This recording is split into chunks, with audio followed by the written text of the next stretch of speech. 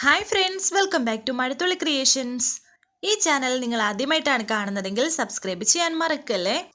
ശ്യാമ ഇപ്പോൾ മയക്കത്തിലാണ്. ആ സമയം രോഹിത് സത്യഭാമയോട് പറയുന്നുണ്ട്, സത്യാമ്മയെ ഇവളീ ചെയ്തതിനൊക്കെ ഞാൻ മാപ്പ് ചോദിക്കുന്നു. ഇത് കേട്ട് ഭാമ പറയുന്നു, എടാ എന്താടാ ഈ പറയുന്നത്, ഇവൾ എൻ്റെ മോളല്ലേ, ഞാൻ ഇവളെ പ്രകോപിപ്പിക്കാൻ പാടില്ലായിരുന്നു.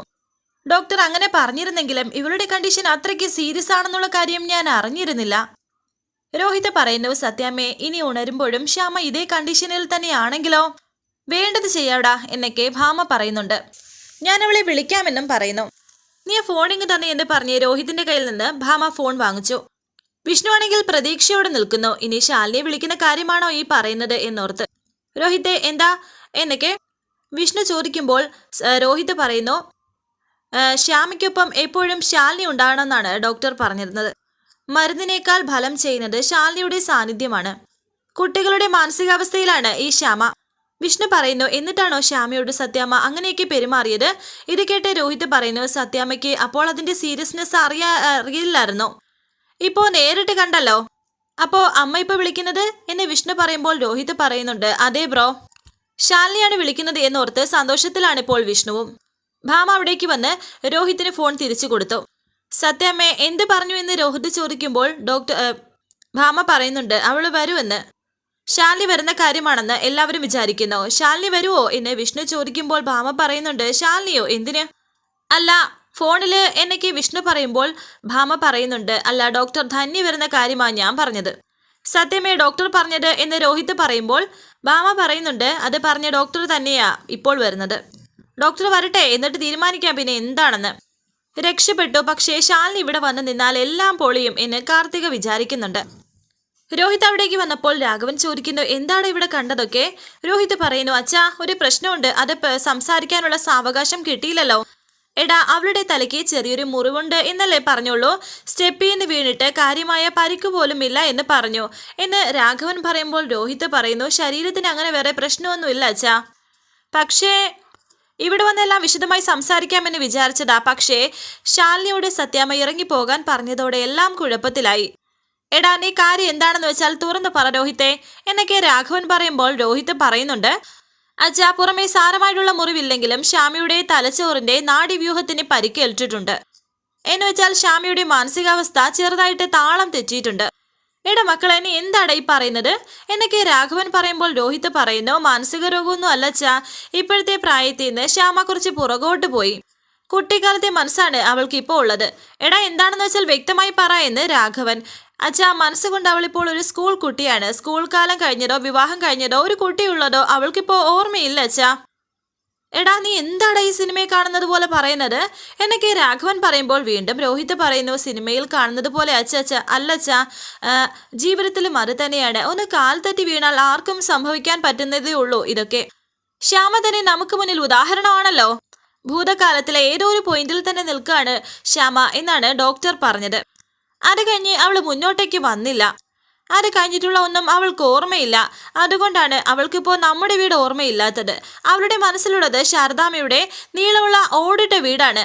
അച്ഛൻ കേട്ടില്ലേ എന്നൊക്കെ രോഹിത് പറയുന്നുണ്ട്. അപ്പോൾ നമ്മളെയൊക്കെ എന്നെ രാഘവൻ പറയുമ്പോൾ ഓർമ്മയുണ്ടാവാൻ സാധ്യതയില്ല അച്ഛാ എന്നും രോഹിത് വിഷമത്തോടെ പറയുന്നു. അപ്പോൾ നമ്മുടെ പപ്പിമോളെ എന്ന് രാഘവൻ പറയുമ്പോൾ കണ്ണീരോടെ രോഹിത് ഇല്ല എന്ന് പറയുന്നുണ്ട്. എടാ മോനെ ഇതിനിപ്പോ ചികിത്സ എന്നൊക്കെ രാഘവൻ പറയുമ്പോൾ രോഹിത് പറയുന്നു, ഡോക്ടർ മരുന്നൊക്കെ തന്നു വിട്ടു. 2-3 ആഴ്ച കൃത്യമായി മരുന്നും വിശ്രമവും ഒക്കെ ഇതൊക്കെ കൊണ്ട് ശരിയാവുമെന്നാണ് പറഞ്ഞത്. പിന്നെ ഇപ്പോൾ കണ്ടത് എന്താടാ എന്ന് രാഘവൻ വീണ്ടും ചോദിക്കുമ്പോൾ രോഹിത് പറയുന്നു, അച്ഛാ ഡോക്ടർ ഒരു കാര്യം പ്രത്യേകം പറഞ്ഞിരുന്നു, ശ്യാമിയുടെ മാനസികാവസ്ഥ മനസ്സിലാക്കി നമ്മൾ പെരുമാറണമെന്ന്. ഒരു കാരണവശാലും പ്രകോപിപ്പിക്കരുത് എന്ന്. പ്രകോപിപ്പിച്ചാൽ ശ്യാമ കൈവിട്ട് പോയേക്കാമെന്നും പിന്നെ ഒരിക്കലും തിരിച്ചു കിട്ടാൻ പറ്റാത്ത ഒരു അവസ്ഥ ഉണ്ടായേക്കാം എന്നും പറഞ്ഞു. അതാണ് അച്ഛാ ഇപ്പോൾ കണ്ടത്. ഇതൊക്കെ കേട്ടിട്ടാണോ ഭാമ ശ്യാമയോട് എന്നൊക്കെ ഇങ്ങനെ രാഘവൻ പറയുമ്പോൾ രോഹിത് പറയുന്നു, അവൾക്കാകെ ഓർമ്മയുള്ളത് ശാലിനിയാണെന്നും ശാലിനി അവൾക്കൊരു രക്ഷാസങ്കേതമാണെന്നൊക്കെ ഡോക്ടർ പറഞ്ഞിരുന്നച്ചാ.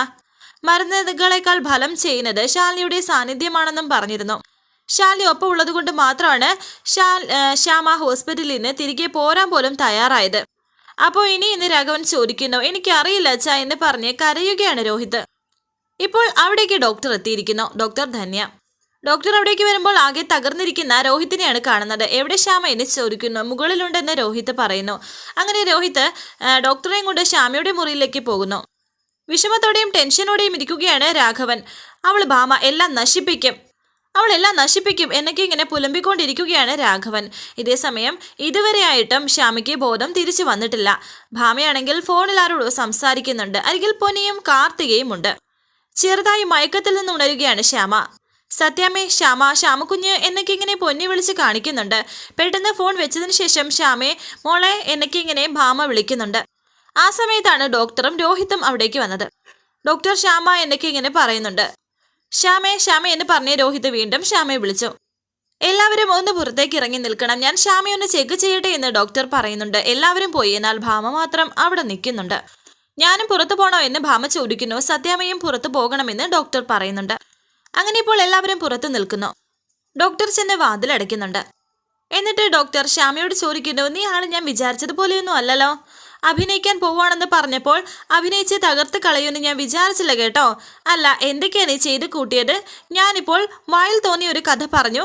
നീ ഒരു സ്കൂൾ കാലഘട്ടത്തിലാണെന്നും ശാലിനി മാത്രമേ ശരിക്കും ഓർമ്മയുള്ളൂ എന്നൊക്കെ അതിൽ പിടിച്ചങ്ങ് കയറി. എങ്കിലും സത്യമയുടെ കഴുത്തിന് കുത്തിപ്പിടിച്ച് കൊല്ലാൻ നോക്കിയതും സ്വന്തം തല തൂണിൽ കൊണ്ടുപോയി ഇടിച്ചതൊക്കെ കുറച്ച് ഓവറായിപ്പോയി കേട്ടോ. അതുകൊണ്ടല്ലേ എനിക്കിപ്പോൾ പെട്ടെന്ന് ഇങ്ങോട്ടേക്ക് ഓടി വരേണ്ടി വന്നത്. ഇനിയിപ്പോൾ ഞാൻ എന്താ വേണ്ടത്? എന്താ ഞാൻ അവരോട് പറയേണ്ടത്? അതും നീ തന്നെ പറയേ.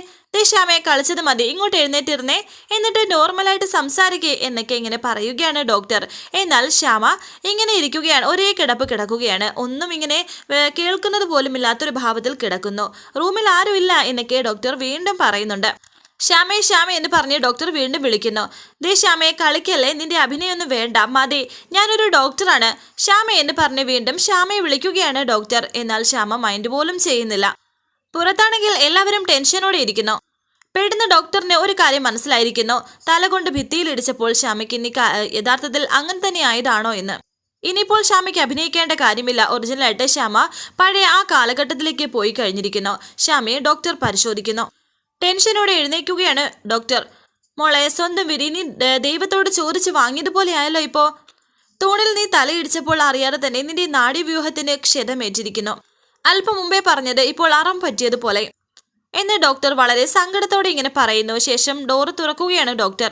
ഇതുവരെ ശ്യാമ ഒരക്ഷരം മിണ്ടിയിട്ടില്ല. അങ്ങനെ ഇങ്ങ് കിടക്കുകയാണ്. വരാൻ പറയുകയാണ് ഡോക്ടർ അവരോട്. ശ്യാമേ എന്ന് പറഞ്ഞ് ഭാമ ശ്യാമയെ വിളിക്കുന്നുണ്ട്. എന്നാൽ ശ്യാമ ഇങ്ങനെ കിടക്കുകയാണ്. വിഷ്ണുവും അവിടേക്ക് വന്നു. രോഹിത്തും ശ്യാമയെ വിളിക്കുന്നുണ്ട്. ഡോക്ടർ, എന്തെങ്കിലും കുഴപ്പം എന്ന് ഡോക്ടർ പറയുമ്പോൾ എന്ന് ഭാമ പറയുമ്പോൾ ഡോക്ടർ പറയുന്നു, കുഴപ്പമേ ഉള്ളൂ സത്യമേ. ഹോസ്പിറ്റലിൽ നിന്ന് വിടുമ്പോൾ ഞാൻ നിങ്ങളോട് എന്താ പറഞ്ഞത്? ഒരു സ്കൂൾ കുട്ടിയുടെ മാനസികാവസ്ഥയിലാണ് ശ്യാമയെന്ന്. അതറിഞ്ഞു വേണം അവളോട് ഇടപഴകാനെന്ന്. അതിന് പകരം നിങ്ങൾ എന്തൊക്കെയാ ചെയ്തത്? ശ്യാമയെ ഒരു വിധത്തിലും പ്രകോപിപ്പിക്കുന്ന വിധം പെരുമാറരുതെന്ന് ഞാൻ പറഞ്ഞതല്ലേ. അങ്ങനെ ഉണ്ടായാൽ അവൾ വയലന്റ് ആകുമെന്നും ഒരു വിധത്തിലും നിയന്ത്രിക്കാൻ പറ്റാത്ത അവസ്ഥയിലേക്ക് പോകുമെന്നും ഞാൻ ഭയപ്പെട്ടു. ഇപ്പതാ ഞാൻ ഭയന്നത് തന്നെ സംഭവിച്ചു. ഡോക്ടർ, ഇപ്പോൾ ശ്യാമയ്ക്ക് എന്താണ് കുഴപ്പമെന്ന് സത്യഭാമ ചോദിക്കുമ്പോൾ ശ്യാമ ഭാഗികമായി തളർന്നുപോയി. വലിയൊരു അപകടമാണെന്ന് പറയാൻ പറ്റില്ല. ഇപ്പോഴും കോമയിലേക്ക് വീഴാൻ പോകുന്ന ഒരു അവസ്ഥയാണ് ശ്യാമ ഇപ്പോൾ അതിജീവിച്ചത്. അതും ദൈവാനുഗ്രഹം കൊണ്ട് മാത്രമാണെന്ന് പറയാം എന്ന് ഡോക്ടർ പറയുമ്പോൾ ഡോക്ടർ ഇതിന് എന്ന് രോഹിത് ചോദിക്കുന്നു. ഞാൻ നേരത്തെ ട്രീറ്റ്മെന്റ് പറഞ്ഞില്ലേ, അത് തന്നെയാണ് അതിന്റെ ട്രീറ്റ്മെന്റ് എന്ന് ഡോക്ടർ പറയുമ്പോൾ ഭാമ പറയുന്നു, നേരത്തെയുള്ള മെഡിസിൻസ് തന്നെയല്ലേ ഡോക്ടർ കൂടുതലായിട്ട്? നേരത്തെയുള്ള മെഡിസിൻസ് അതാണ്. പക്ഷേ സത്യാമേ, ഞാൻ പറഞ്ഞ ഏറ്റവും പ്രധാനപ്പെട്ട മെഡിസിൻ നിങ്ങൾ ഇതുവരെ ശ്യാമയ്ക്ക് കൊടുത്തിട്ടില്ലല്ലോ. ഇത് കേട്ട് ഭാമ രോഹിത്തിനോട് ചോദിക്കുന്നു, രോഹിത്തെ, മരുന്നുകളെല്ലാം വാങ്ങിച്ചതല്ലേ എന്ന്. വാങ്ങിച്ചു, പിന്നെന്താ എന്ന് രോഹിത്ത്. സത്യമേ, ഞാൻ പറഞ്ഞില്ലേ ശ്യാമയ്ക്ക് ഭാഗികമായ തളർവാദം മാത്രമാണെന്ന്. അവൾക്ക് സംസാരിക്കാം, കേൾക്കാം, കൈകാലുകൾ കുറച്ചൊക്കെ ചലിപ്പിക്കാം, ഭക്ഷണവും കഴിക്കാം. പൂർണ്ണമായും സംസാരിക്കാനുള്ള ശേഷിയുണ്ടെങ്കിലും അവൾ ഒറ്റ വാക്ക് മാത്രമാണ് പറയുന്നത്.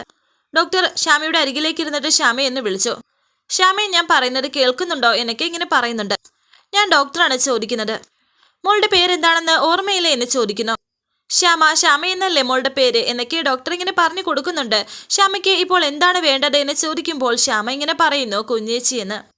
ഞാൻ മുൻപേയും പറഞ്ഞു, സ്റ്റെപ്പിൽ നിന്ന് ശ്യാമയ്ക്ക് ഉണ്ടായ ആ ക്ഷതം ശ്യാമയെ കുട്ടിക്കാലത്ത് ഏതോ ഒരു പോയിന്റിൽ കൂട്ടിക്കൊണ്ടു പോയെന്ന്. അവിടെ ശ്യാമയെ സംബന്ധിച്ചിടത്തോളം അവളുടെ കുഞ്ഞേച്ചി മാത്രമാണ് അവളുടെ രക്ഷാസങ്കേതം. മറ്റാരെയും അവൾക്ക് വിശ്വാസമില്ല. ചികിത്സയിലും സുഖപ്രാപ്തിയിലും വിശ്വാസത്തിന് വലിയ പങ്കുണ്ട്. അതുകൊണ്ടാണ് ഞാൻ പറഞ്ഞത് ശ്യാമയ്ക്കുള്ള പ്രധാന മെഡിസിൻ ശാലിനിയാണെന്ന്. മറ്റുള്ള മെഡിസിൻ സപ്ലിമെന്റ് അതായത് ശാലിനിയോട് മാത്രമാണ് ചെയ്യുന്നത്. ഡോക്ടർ പറഞ്ഞതെല്ലാം എനിക്ക് മനസ്സിലായി. ശ്യാമ സ്കൂൾ കാലത്തെ ഏതോ ഓർമ്മയിലാണെന്നും അത് കഴിഞ്ഞുള്ളതെല്ലാം അവൾ മറന്നുപോയെന്നും അല്ല എനിക്ക് ഭാമ. അതിനുശേഷം അവളുടെ ജീവിതത്തിലേക്ക് വന്ന ഞങ്ങളെ ആരെയും അവൾക്ക് പരിചയമില്ല. അതുമല്ലെങ്കിൽ ഞങ്ങളോട് ശാലിനിയോടുള്ളത് അത്രയും അടുപ്പമില്ല. അങ്ങനെയല്ലേ എനിക്ക് ഭാമ ചോദിക്കുന്നു. അതെയെന്ന് ഡോക്ടർ. അപ്പോൾ ഒറ്റ വാചകത്തിൽ പറഞ്ഞാൽ ശാലിനിയിലൂടെ മാത്രമേ ശ്യാമയ്ക്ക് സുഖപ്രാപ്തിയുള്ളൂ, അങ്ങനെയല്ലേ ഡോക്ടർ എന്ന് ഭാമ ചോദിച്ചപ്പോൾ ഡോക്ടർ പറയുന്നുണ്ട്, അതെ അങ്ങനെയാണ്. വൈദ്യശാസ്ത്രത്തിൽ ഇതിനു മുമ്പും ഇങ്ങനെയുള്ള കേസുകൾ ഉണ്ടാവുകയും സുഖപ്പെടുത്തുകയും ചെയ്തിട്ടുണ്ടാവും അല്ലേ? ഇതുപോലെ ഒരു പേഷ്യന്റ് ഭൂതകാലത്തിലേക്ക് വീണു പോകുമ്പോൾ അവരെ രക്ഷാസങ്കേതമായി കാണുന്ന ആൾ ഇവിടെ ഇപ്പോൾ ശാലിനി. അവള് മരിച്ചുപോയാൽ എന്ത് ചെയ്യും എന്ന് ഭാമ ചോദിക്കുമ്പോൾ ദേഷ്യത്തോടെ അമ്മയെന്ന് വിളിക്കുകയാണ് വിഷ്ണു. ഭാമ പറയുന്നു, പൊള്ളണ്ട, ഞാൻ കാർത്തിക എന്നല്ല പറഞ്ഞത്, ശാലിനി എന്നാണ് പറഞ്ഞത്. ഇത്രയും സംഭവിച്ചിട്ടും സത്യഭാമയുടെ വാശി മാറുന്നില്ല. പറയണം ഡോക്ടർ, പേഷ്യന്റ് രക്ഷാസങ്കേതമായി കാണുന്ന ആൾ മരിച്ചു പോയാൽ എന്ത് ചെയ്യും എന്ന് ഭാമ ചോദിക്കുമ്പോൾ ഡോക്ടർ പറയുന്നു, അപ്പോൾ അടുത്ത മാർഗം നോക്കൂ എന്ന്. അടുത്തത് എന്ത് മാർഗമാണ് എന്ന് ഭാമ പറയുമ്പോൾ ഡോക്ടർ പറയുന്നു, കുറച്ച് കൗൺസിലിങ്ങും പിന്നെ മെഡിസിൻസും. എങ്കിൽ പിന്നെ അത് നോക്കാം എന്ന് ഭാമ പറയുന്നു. ചികിത്സ നിർദ്ദേശിക്കുകയാണ് ഡോക്ടറുടെ ഡ്യൂട്ടി. എന്ത് ചികിത്സ വേണമെന്ന് തീരുമാനിക്കുന്നത് പേഷ്യന്റും പേഷ്യന്റിന്റെ ബന്ധുക്കളുമാണ്. ഇപ്പോൾ വേറെ ട്രീറ്റ്മെന്റ് ഒന്നും ഇല്ലല്ലോ എന്നും ഡോക്ടർ പറയുന്നു. എങ്കിൽ ഡോക്ടർക്ക് പോകാമെന്ന് ഡോക്ടർ പറയുകയാണ് എന്ന് ഭാമ പറയുകയാണ്. ആവശ്യം വരുമ്പോൾ ഞാൻ വിളിപ്പിക്കാം. രോഹിത്തെ, ഡോക്ടറെ ഫീസ് കൊടുത്ത് പറഞ്ഞു വിടാനാണ് ഞാൻ പറഞ്ഞത് എന്ന് ഭാമ പറയുന്നുണ്ട് ഡോക്ടറോട്. ഡോക്ടർ ഇപ്പോൾ അവിടുന്ന് പോകുന്നു. ഈ ഒരു അവസരത്തിൽ രോഹിത്തിന് മറുത്തൊന്നും സംസാരിക്കാൻ പറ്റാത്ത ഒരു അവസ്ഥയാണിപ്പോൾ. വരാനിരിക്കുന്ന പുതുപുത്തൻ എപ്പിസോഡുമായി വീണ്ടും കാണാം. Thank you for watching. Please subscribe, like, share my channel.